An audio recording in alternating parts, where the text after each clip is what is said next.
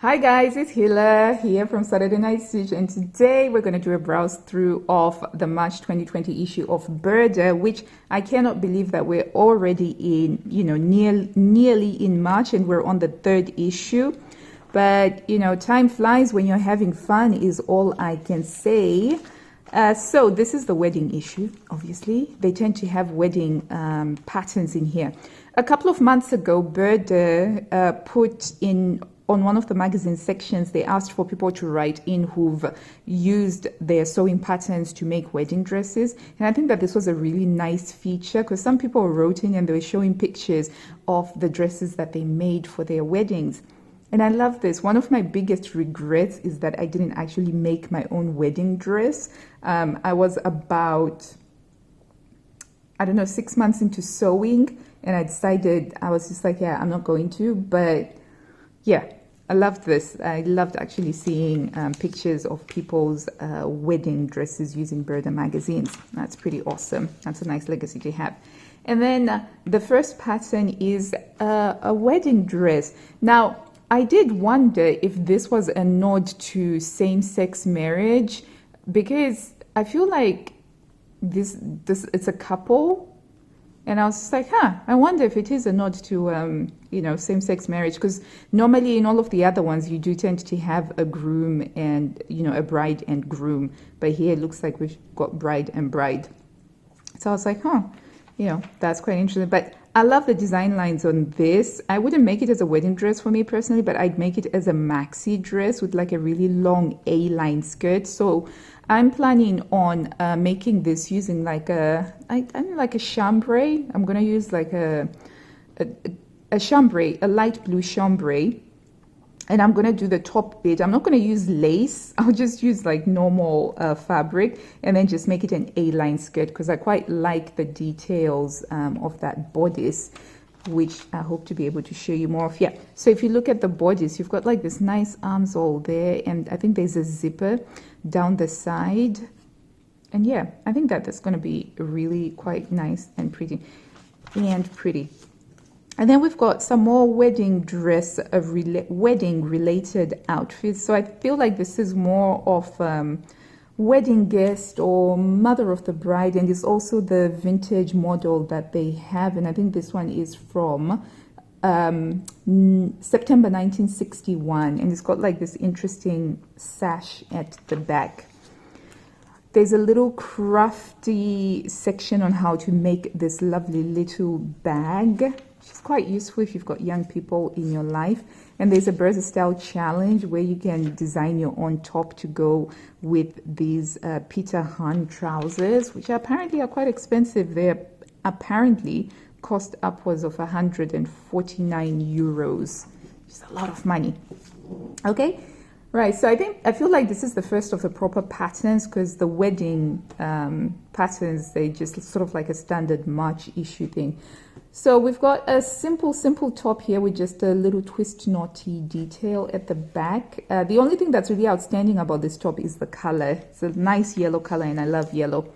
And then we've got another shirt dress. I swear this is Burda's favorite shirt dress pattern. I feel like I see this in every single Burda for the last 12 months or so. Just a simple straight down dress with a button placket at the front and a belt. I feel like I've seen that so many times before.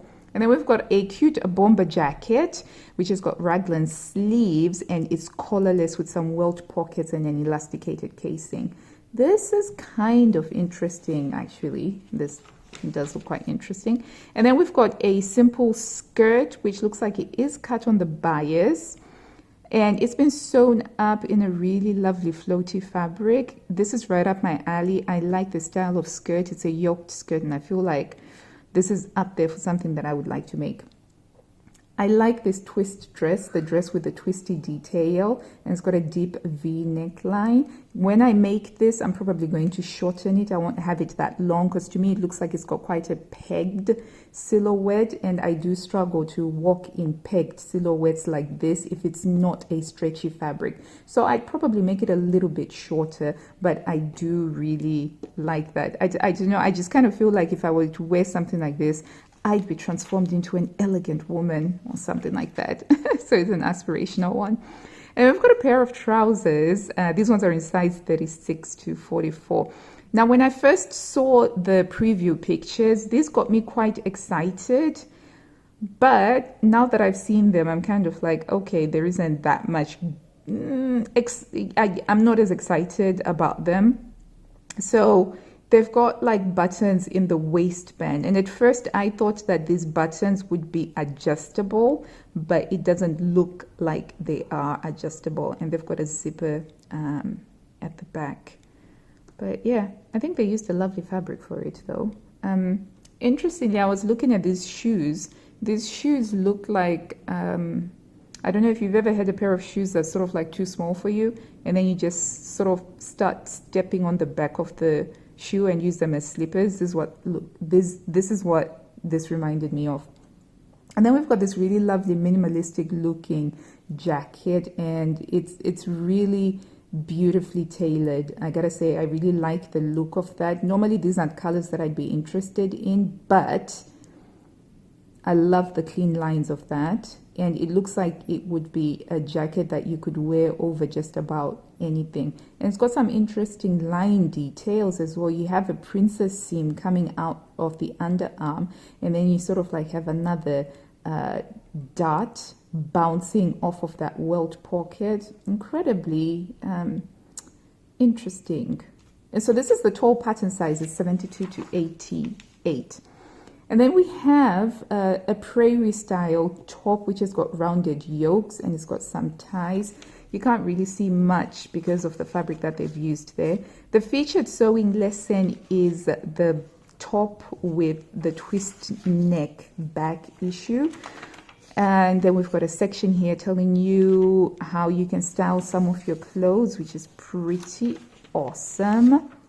I do like the fashion aspect of the magazine. Okay, and then over here we've got the skirt with the yoke, and it's been accessorized with a rope, which is pretty interesting.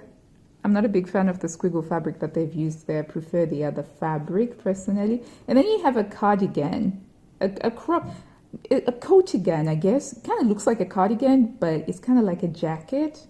A cardigan. But anyway, it's got like this really lovely trim around there, and then it's got these popper fasteners, and it's got these pockets. So it's quite cute. I think that this is quite cute. I wouldn't make it, but I think it's cute. And we've got that bomber jacket again, this time in a sporty red naval type fabric. That's okay. And then there's those trousers again, but this time they're in a patterned print. And there's those weird looking shoes again. But at first when I saw the preview, I thought that this blouse might be available, but unfortunately it isn't. But that would have been a really nice blouse, I think. Then we have that shirt dress again, very plain, very simple. And we've also got another simple skirt with a center front placket. It's like a denim skirt, hip yoke pockets. And what is different about it is that it's got this plaited belt, which is actually part of the pattern. You have to plait that and then you sew it in yourself. And we've got a polo neck top here, which has been given some pleating on the side. And that just creates some visual interest. Now, I've always wanted to try and sew up a polo neck top, but I think that this would only work with the right sort of fabric. I kind of feel like this wouldn't work with your normal cotton jerseys. I think you need that, like if you've ever seen the Ralph Lauren polos, they've got like this interesting fabric. It doesn't have as much stretch as a t-shirt fabric, because this looks like really, it's very complicated to make. But I may be very well wrong. If anybody has ever made a polo shirt, I'd love to know if you've got any tips and tricks for that. But this is the petite size, in size 7 to 21. And then we've got that shirt dress again, but this time instead of a button placket, it's been given a zip and a self-faced belt. Oh, yawn. Okay. Speaking of yawning, shirt number 102 is again one of Burda's most favorite shirts. I swear this has been in the last 24 issues. It's just a simple top with the simple neckline and the sleeves, and there's nothing more to be said about it. This one is got a casing. I assume it's an elastic casing on the neckline, which is quite interesting, and it's got a little bit more shaping. I actually quite like the shaping on this top, or it might be the fabric that I like. I don't know, but there's something about this that I quite liked, and it's made in a viscose as well. And then the sewing lesson is this shirt dress with the zipper front, and then we've got a section on red lipsticks. I like this because in January I did a 30-day lipstick challenge. Okay, there's a prairie top again, but this time they've added a collar to it. I like the fabric, the viscose print fabric is a navy blue. I like my navy blues, but I gotta say I'm not keen on making this. I feel like the length is a little bit off for me, and it's got so much volume that if wind blew, it would show bits that I might not want to be showing. I feel like it should have been longer, but that's just me. And then we've got these trousers. I love the detail on these trousers. I mean, look at that. You've got a tab that crosses over where your button would normally be, and then the button is offset from the center front, and you've got these flaps here that just add a little bit of detail to them. So I think if you're going to make a pair of jeans, right, it's fantastic to make them look different, not just to look like another pair of store-bought jeans. Separately, I think that this is an art gallery fabric that looks quite familiar. But I like these jeans patterns, and this is one of the things that I would love to make, time willing.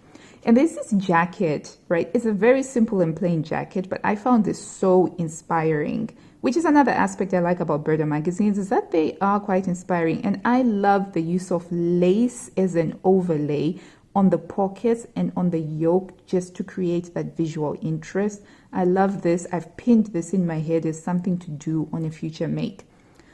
Maxi skirts. You had me at Maxi. I love Maxi skirts. I'm gonna be making this one. I like the yoke and then the second yoke, and then you've got like this handkerchiefy hem thingy going.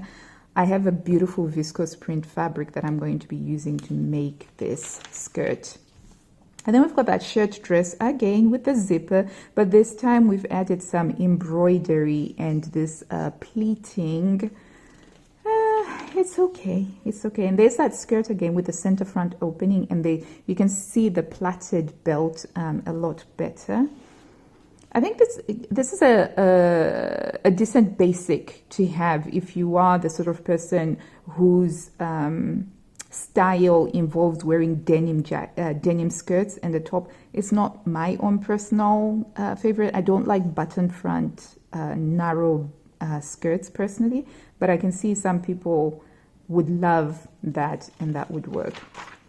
Okay, and then we've got a tutorial on how to make it's called an obi belt. I don't know what they call it in German, but it's quite, you just sort of wrap it over, and it creates a corset look without the look of a corset. The kids pattern section is focusing mostly on these outdoorsy types of garments. I wasn't overly excited or anything like that. The hat is very useful. It is a useful hat.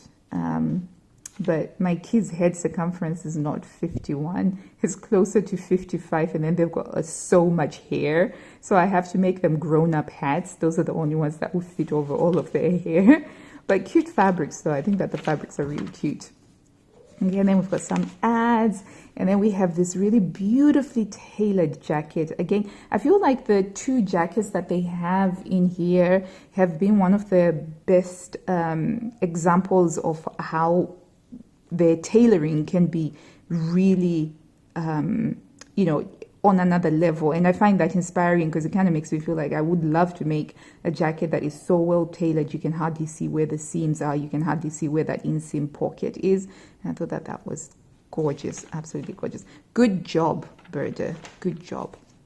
And then you've got this top which I think that this is one of Burda's favorite plus size tops because I feel like I've seen this so many times. Then we've got that blazer again, but this time it's been lengthened into a coat, which shows you sometimes that you don't need to buy another coat pattern. You can just lengthen a jacket pattern and make it into a coat if you so wished. I like the coral fabric that they have used on there. And it's a boucle fabric, so it's got a very subtle texture to it. And then we've got the top that's been lengthened into a dress. Again, nothing new there. And then you've got some trousers, which are ankle length, straight leg, and they've got a belt. It's okay, nothing new, nothing new. A cowl neck top. I like the fabric that they've used. It's a silk, and it's a pink silk, beautiful. I'm quite a big fan of statement buttons, so yeah, I just like this for the statement buttons generally, so to speak. And then again, there's that simple top with the elasticated sleeve bands. I think that the most exciting thing on the plus size was that blazer jacket, which was well tailored. Okay, so this is what we have, guys, with the March 2020 issue. My perspective is a little bit skewed at the moment because I'm really excited about the vintage Burdas. And without a doubt, the vintage Burdas have got a wider range of designs, and I'm finding that fascinating rather. But having said that, there's still a couple of things that I was like, absolutely want to make this. They just jumped right out of the page for me, which is a great thing when that happens. So number one, actually it's three things. Number one is that wedding dress, but not the skirty thingy. You know, I'm just going to use the bodice and then I'll do a skirt for myself. Number two, this skirt, the maxi skirt. Love that design, love the yoke, it's just right up my alley. And then number three, the twist front dress, but I won't make it that long. I will make it shorter. Or, actually, I just realized I could make it that long, but I could have like a super long vent at the back so that my legs aren't limited. Something to think about. So those are the three things that I thought were really good. Notable mention, I think that the Bomba Jacket is a really cute, sweet style, which if I was ever lacking a jacket and I needed a lightweight spring jacket to wear over my skirts and tops, I would totally make that. I was very inspired by the use of lace panels on this jacket number 120, and I love these trousers, but I don't think I'll have time to sew them. But they're there, right up there on my list. So 4 isn't too bad for an issue. Now it's your turn. I would love to know if you're going to be making anything from this issue of Burda Style. Did anything catch your eye? Or is it like a big fat no for you? Let me know in the comments down below. Remember to give the video a big thumbs up and to subscribe if you haven't already. I put out new sewing content literally every single week. And until I see you next time, guys, happy sewing. Bye.